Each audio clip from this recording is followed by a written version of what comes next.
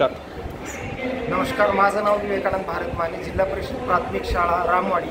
आम्ही एक केस तालुक्यातून आमची पूर्ण टीम, तसंच प्रत्येक तालुक्याच्या टीम बीड या ठिकाणी हॉटेल नीलकमल इथे एक 5 दिवसाचं एक जिल्हास्तरीय प्रशिक्षण आयोजित केलेलं आहे. त्याचा विषय आहे शिक्षक सक्षमीकरण प्रशिक्षण. त्याच्यामध्ये नॅशनल एज्युकेशन पॉलिसी 2022चं जे इम्प्लिमेंटेशन येणाऱ्या काळामध्ये करायचं आहे, तर त्या अनुषंगाने अभ्यासक्रमामध्ये काय बदल होणार आहे, मूल्यमापनामध्ये काय बदल होणार आहे, किंवा कुठल्या नवीन गोष्टी येणार आहेत आणि हे करण्यामागची पार्श्वभूमी काय, नेमकं नॅशनल एज्युकेशन पॉलिसी का आणली, तर या संदर्भात अतिशय शास्त्रशुद्ध डिटेल असं प्रशिक्षण इथं जिल्हा शिक्षण प्रशिक्षण संस्था अंबेजोगाई यांच्या वतीनं कंडक्ट केलं जात आहे. या प्रशिक्षणाचा सर्वात मोठा फायदा कोणाला होणार असेल तर माझं मत आहे की याचे जे लाभार्थी आहेत, म्हणजे लाभार्थ्यामध्ये शिक्षक पण आहेत, विद्यार्थी पण आहेत, पालक पण आहेत आणि प्रत्येक घटक जो आहे त्याला याचा फायदा होईल.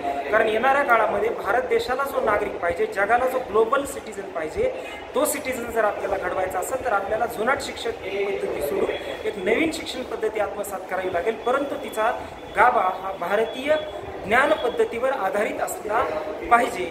अशा प्रकारचे संपूर्ण संरचना इथे करण्यात आलेली आहे आणि शिक्षणातून केवळ कामगार व शिपाई न तयार होता तिथून कुठेतरी उद्योजक, तिथून कुठेतरी नवनिर्माण करणारे सायंटिस्ट, अशा प्रकारची भावी पिढी जन्माला आली पाहिजे, हाच या प्रशिक्षणाचा मुख्य हेतू आहे. आणि त्या संदर्भात हे 50 तासाचं प्रशिक्षण आम्ही या ठिकाणी घेत आहोत. त्यासाठी मी डाएटचे आणि महाराष्ट्र शासनाचे आभार व्यक्त करतो. थँक्यू.